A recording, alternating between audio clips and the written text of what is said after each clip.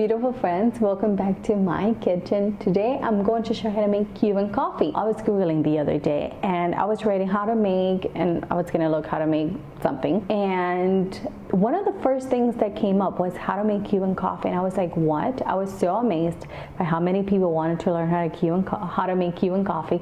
I was like, you know what? Who better to show you how to make Cuban coffee than a Cuban herself? So I'm going to show you how to make Cuban coffee. I'm going to show you how to make Cuban coffee 3 different ways. If you've ever been to Miami, you're probably familiar with Cuban coffee. Obviously, if you're Cuban, you're familiar with Cuban coffee. And for those of you who don't know how to make Cuban coffee, it's a very strong espresso. It's a quite sweet. They say the Cuban coffee should be like their woman, strong and sweet, kind of like me. Okay, let's stop playing around. Okay, so to make your Cuban coffee, you're gonna need some Cuban espresso. So this is I like Cafecito, it's such a classic. This says espresso ground coffee. So you're gonna need some of that, very strong. You're gonna need some sugar, and you're also going to need some water, and you're going to need your mocha pot or your cafetera.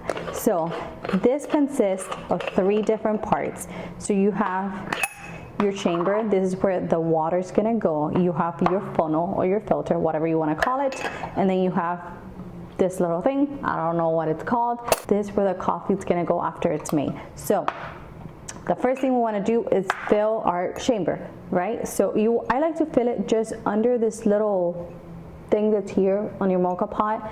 I find that if I fill it all the way up, water goes everywhere, so I like to do it just right underneath. So I'm gonna fill this with water and I'll be right back. Okay, so I have my water in. I'm going to place this inside, and now I'm going to fill it with some Cuban coffee.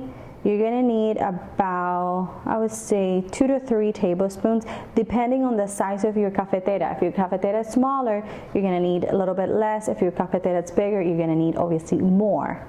I think this one's kind of like a medium size. I don't even know how much this holds. Okay, so I like to lightly press it down, not too much. Now we cover this. Okay, we'll twist it, and we're gonna put it on medium-low heat. Okay, I like to open it because I like to see when the first little drip of coffee comes out. That's what we're gonna use to make our sugar foam to make our cafecito. Today I'm gonna show you to make cortadito, which is kind of like half coffee, half milk. Your cafecito or your colada, and café con leche, 3 different type of coffee. So I'm gonna wait for that. While I wait for my cafecito to brew, I'm going to add some sugar into my measuring cup. I add about 2.5 tablespoons. Usually I will make it in something like this, but since you really can see the inside, I'm gonna opt for my measuring cup today, and I am patiently waiting. I think it's almost there. Okay. We have the first little drip.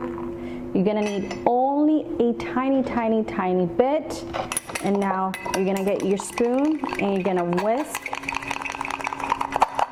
until you get kind of like a foamy, sugary consistency. I'll show you exactly what you're looking for. You do need a little bit of elbow grease for this. Okay, that's done. So you want to turn it off so you can see all the little bubbles are coming out. So you want to turn it off. Okay, so I want to show you the consistency that you want. Look how thick that sugary foam is. This is exactly what you want. Nice and thick. We're gonna grab our cafecito. You're gonna pour it in, mix. Beautiful.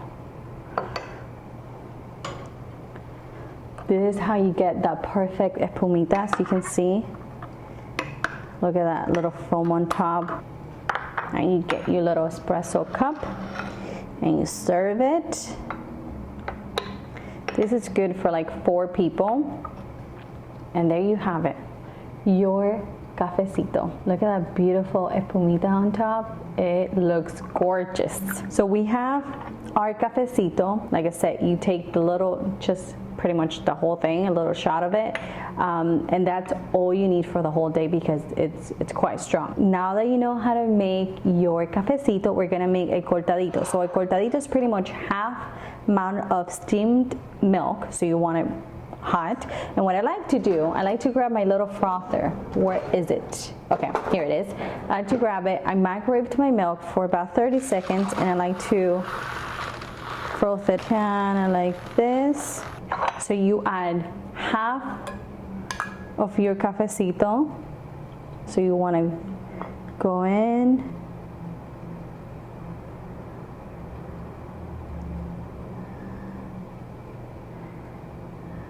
And this is how you make your cortadito. You can see I made it really fancy with a little foam on top, but that is your cortadito. Now if you want, you can add more sugar if you want it a little bit sweeter. The coffee is already quite sweet, so I find that no sugar is just fine. You have your cafecito, you have your cortadito. Now we're gonna make some café con leche. And café con leche is mostly milk with a splash of coffee. I mean, you can make it as dark or as light as you want.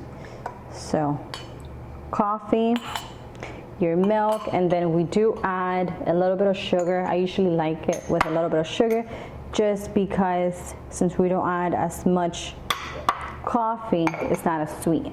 And I kind of like my café con leche sweet, so there you have it.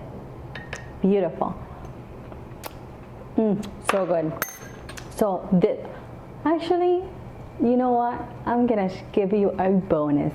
I just remembered something that my grandma used to make for me when I was growing up. Obviously, we wouldn't drink coffee growing up. She used to give me borrita or borra.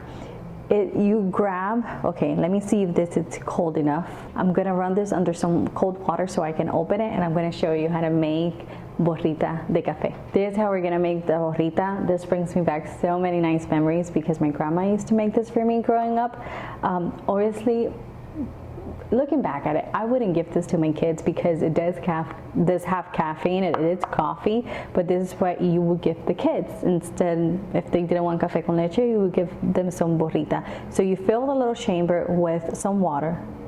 You're gonna use the same coffee that are left over, and we're gonna brew this coffee again, and you're gonna end up with a much lighter coffee. It's mostly water, so that's why they would give it to the kids. So whenever I want a coffee, and I insisted I want a coffee, my grandma used to make this for me. It really resembles like a light roast. Oops, that scared me. It resembles a light roast American coffee because it's very light. My borrita is almost done, so I'm going to show you how to prepare mine. You pretty much just add some sugar, as much sugar as you like. I add about 2 tablespoons of sugar, and okay, perfect. And you pretty much just pour your borrita. You're gonna see it's much lighter in color because it's mostly water. It's water with a little bit of coffee. But I remember going to her house and I would be like, Abuela, me borrita, make me some borrita. So that's another way to use every last bit of it, because in Cuba we use every last bit of everything. We don't let nothing go to waste, and that is Cuban coffee 4 ways, well 3 ways, plus your little bonus. So I hope you guys enjoyed this video. As you saw, I didn't really try any of my creations just because I want to take a really nice picture and I don't want to ruin any of the drinks. And fun fact, I'm not a huge coffee drinker. It makes me climb the walls. I get so jittery. It's terrible, but I do need a little pick-me-up, so I am gonna drink some coffee. Obviously not this whole amount of coffee, way too much for me, so I am gonna give some away. This is how you make authentic Cuban coffee. Hope you guys enjoyed. Give me a thumbs up, subscribe to the channel if you haven't already. I'll see you in the next video. Bye bye.